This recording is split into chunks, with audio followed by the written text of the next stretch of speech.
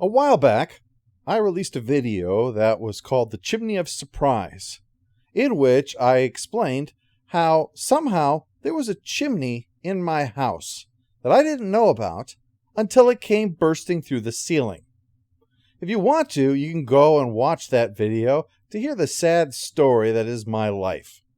Some of you, however, were wondering whatever came of that situation. So here's kind of the fallout of the Chimney of Surprise. In this video, Chimney of Surprise Part 2, Someone Stole My Wheelchair. Now, one of the problems with our situation is the fact that our house predates the automobile, and so consequently it doesn't have a garage. That means that I either can put something in the house or out of the house. There's no in between. There's no other option. If it's not in the house, it has to be out on the lawn. And that's that. Well, when you're cleaning out all the detritus that is left when the chimney smashes through your ceiling and busts up all your shit, naturally there's a lot of garbage. So we haul all the garbage out of there. All the stuff that has been broken, all of the remnants, everything is pulled out back into the backyard. And there it was left. What else are we going to do with it? We got to dispose of it, yes, but how? A lot of this stuff you can't just dispose of in a normal way. For example, bricks. You can't just throw bricks in your trash can when you've got enough to make a frickin' chimney. Also, metal conduit. They don't want you putting that in your trash can either. So basically, the only thing that could go in there was wood. And there wasn't much wood. So we had a big, huge pile of bricks, a big, huge pile of other things that couldn't be normally disposed of. All the stuff we had to find out special ways of how to get rid of it all. There's a special place, for example, in the dump where they want you to take bricks. Did you know that? Well, you know now. You got to find that special little hidden spot where you throw rocks and concrete and, yes, bricks. So what we did was we hauled all of that stuff out of there as quickly as we could, and then we proceeded to try to get the ceiling taken care of there. This was a real problem that we didn't, have any ceiling in there anymore. What's more, I noticed how much space there was up there. I'd thought about peeking my head up every once in a while, but I was afraid. I've seen enough horror movies to know popping your head up there is to be face to face with a xenomorph or something. Or in my case, a sadistic chimney. So I'd never seen up there until finally something smashed out the ceiling and I could see all the way to the roof of my house. Wow, look at all that space up there just going to waste. So I also, because we have way too much crap and no garage to put it in, had a storage unit filled with crap that everyone wanted to keep, but we had nothing to do with any of it. I don't know. It's just to preserve it until we're all dead and our relatives can sell it, I guess. Some kind of Ferengi policy, I figure. Anyway, so I said, if we're going to rebuild this ceiling anyway, and we've got all this crap that we're paying just to store, let's build an attic while we're at it. The width of the room is 6.5 feet, by the way, so we use 2x10s, which is actually 2 inches thicker than what the code requires, because I know the kind of people I'm dealing with here. I mean, I love my family greatly, but they don't really think a lot of the times. I'll build this thing normal, and then all of a sudden I'll go up there to find out that they put in some kind of piano and covered it with a collection of rocks and stacks of encyclopedias or something, and then wonder how the floor gave. So we built this thing way past what the code needed in order to be able to really hold all that stuff up there to put all that crap in when we're done. It looks pretty good, I have to say. The one thing we didn't do is we didn't run electricity all the way out into the back like it used to be. I mean, the mudroom is on the back of the house. The lights on the back of the house had to run through it at some point, and you saw what happened to the ceiling. Fortunately, when you have to rebuild a portion of your house, as often as I do, you wind up with a lot of tools. So besides having a DeWalt air compressor, which will come in a moment, we also have one of those DeWalt construction light things. So rather than turning on our lights like a normal person, we were out there like we were doing road crew stuff in the middle of the night. So what we do is, I think this is a very simple plan. We rent a truck. We load the truck with all this garbage in our backyard and haul it all to the dump. And then we'll use the same truck to get all of our crap from the storage unit and bring it all back to the house. There's not enough room in the house yet for everything. So some of the stuff is outside. Stuff that's fine to be outside. Like, for instance, stacks of pallets. Doesn't matter if you get a pallet wet, they're kind of designed for that. Everything in our storage unit had been sitting on pallets because, well, you know what happens in a storage unit if you've ever put anything in there. They're not really big on making sure that that place is watertight. So we had tons and tons of pallets stacked up back there, along with other things. My wife is a bit of a pack rat, you see. And basically there's kind of a sort of a life cycle that takes place in my neighborhood where any piece of garbage eventually has to find its way to my house before it finally has its final resting place in a landfill somewhere. It has to visit our place first. You know, it's kind of like a sort of last rites for any piece of old moldy furniture. The most inexplicable one was the time that she picked up a wheelchair. Keep in mind, my wife is not disabled. No one in my family is disabled. My wife does have pain issues, though. And we had actually put a replacement to a room on my house that was falling off. I'm sure you're shocked to learn that construction problem took place. When the room fell off the house, we said, well, we'll just build a Four Seasons room on there, and we'll put a hot tub in there to deal with her pain issues. Well, that got tied up for about 14 months. You see, when you have these little towns like ours, our town has a population of like 15,000. So you're probably picturing us walking around in our straw hats trying to shoo the cows off of Main Street with our one flashing red light. It doesn't work that way. What it does is it forms with all the other communities around it what I believe is called a micropolis. Basically, you form like a medium-sized city out of a whole bunch of these teeny tiny towns because they're all smushed together. It's like Voltron with Hicks.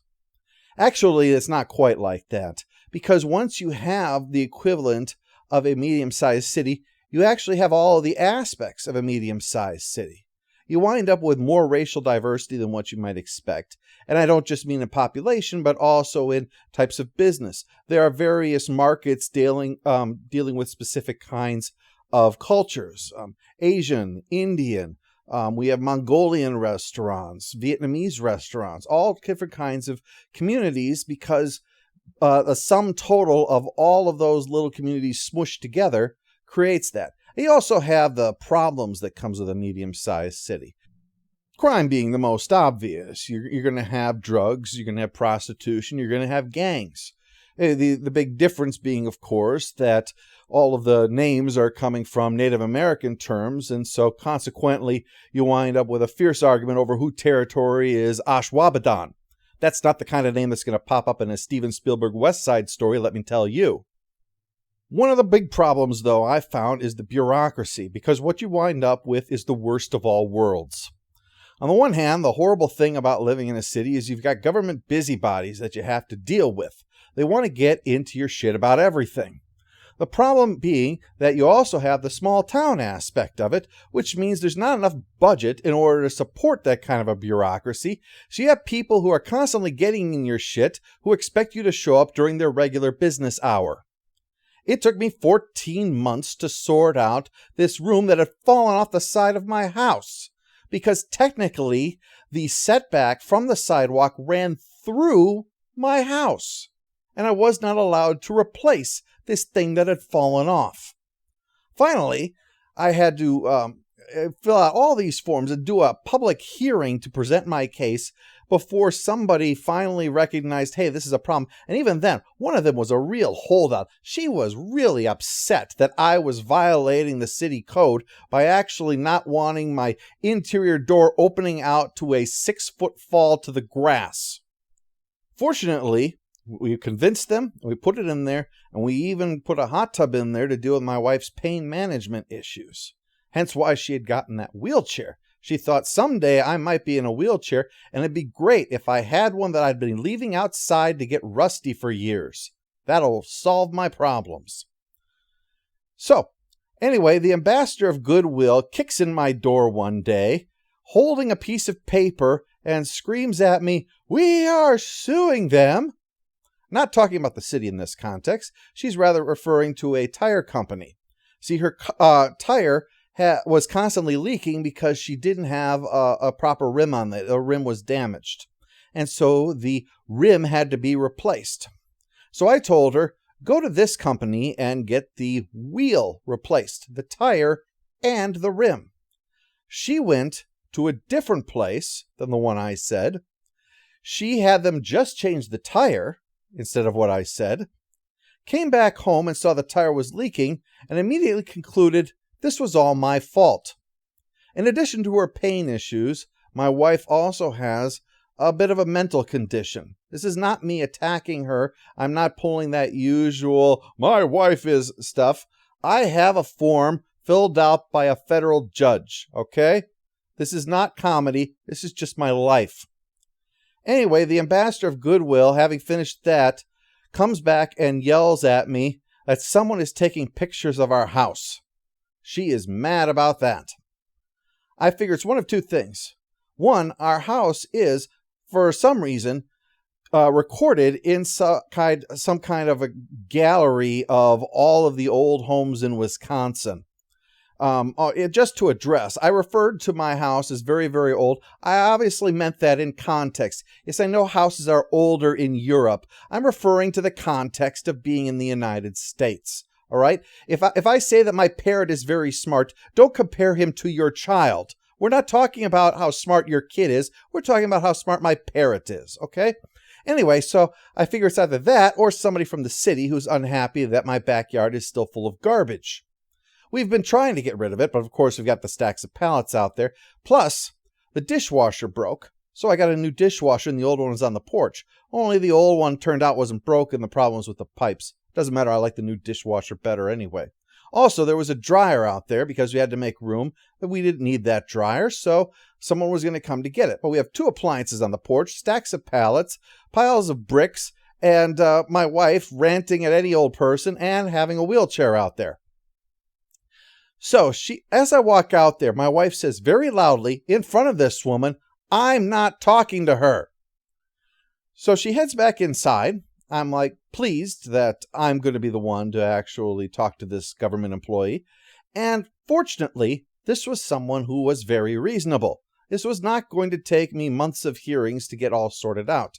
All I had to do was explain the many problems that my life brings, and she actually openly began laughing at me. It was good-natured, I think. Anyway, when she said about what the problems were, I said, yes, we're in fact taking care of all of this weekend. She said, good. I then went inside and told my family, well, the government is now involved, and I told them we're doing it this weekend, so we're doing it this weekend. Well, they weren't too pleased, but we had to do it now. So we proceeded to get to work. One of the first things I did was I went to my wife and I said to my wife, you know you don't need that wheelchair, right? But someday I might. I said, no. Listen, if someday you need a wheelchair, I will get you one. One that hasn't been sitting outside that you picked from a dumpster, okay? I'm going to get you an actual one. Besides, by then it's entirely possible that it will hover. So let's just get rid of this old one here. I see no possible reason why we will ever need that wheelchair. Okay, she says. And then she's helpful and figures she'll put it out near the curb for when the garbage comes. You need those bulk stickers in order for them to take any large garbage items, although for some reason she put a trash overflow bag on there, no doubt hoping for the best, and just left that out there while we were going through other things. Well, crazy thing, apparently my wife's not the only one who's a bit of a pack rat, because someone stole the wheelchair. I mean, I don't know if you can call it stolen, given that we didn't want it anymore, and putting a sticker on it may have made that point clear, but nevertheless, it was just gone one day. So we're getting rid of all of this other garbage, and this was when I made a mistake. I'm not perfect either. And I told my sons, get rid of that stuff over there. Well, I didn't specify something that I wanted kept. I thought it was obvious, but in retrospect, I didn't say not to get rid of it. So they threw it in the dumpster with everything else, and it got wrecked in the process. It was my fault for not being specific about it. I assumed, but hey, it was my fault for assuming. Although I still made fun of my son a little bit, just saying, how dare you not read my mind? And he replied with, and I swear I'm not making this up. He actually said this to me on the spot. Hey, I haven't been Professor X since someone stole my wheelchair. I love my kids. So anyway, we finally get all of that garbage out of there. We finally get everything all cleaned up, and I think all of the drama is over with. Well, no, of course it's not. Because the one problem that I have is getting my wife to keep the cat from escaping.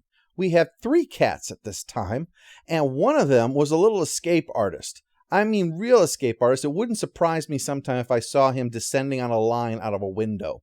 This cat was constantly getting out and constantly disappearing for days on end. And he was so young and didn't know the neighborhood that well, so he's constantly getting lost for a long time. And we worried because he's so small. And Wisconsin has large predatory birds sometimes that can snatch up a small cat. So we're worried about this. Well, I'm trying to call for the cat, but he's not coming for me because he knows I'm the one that will actually get him back into the house again. My wife, on the other hand, is the one that gives him food. So if she calls for him, he'll come. But if I call for him, usually he won't. So I think we've got to find a way to get this cat back. I tell her, call around and see if he comes. Or he doesn't. I say, okay, why don't you walk around the neighborhood and call for him? She says, okay, I could do that. So I turn around, and next thing I know, I see the car pulling out of the driveway. I said, what are you doing? She says, I'm going to drive around the neighborhood and call his name. I said, you can't do it in a car. If Tiger runs up to you when you're calling his name, you're going to run him over. Well, what am I supposed to do? I said, walk around the neighborhood. My legs are sore, though. My pain issue. I can't walk around the neighborhood. Well, that may be, but you still can't drive around the neighborhood. Well, how am I supposed to get around then? Well, I suppose that if you can't walk, that we could put you in some kind of thing that's got wheels on it, and we could push you around in some kind of wheelchair. Ah, Jesus Christ. Anyway, Tiger eventually came back on his own, and that all worked out nicely. But yes, eventually everything got put away. The ceiling has been thoroughly built, and we filled the attic with stuff, and it is doing just fine. And we're even working on trying to get some electricity running to the backyard so we don't have to set up our little construction light every time we're working past sunset. All in all, I think it worked out about as best as it possibly could have under the circumstances. Thank you to all of you who were wondering what's happening. I hope this is giving you a sense of closure.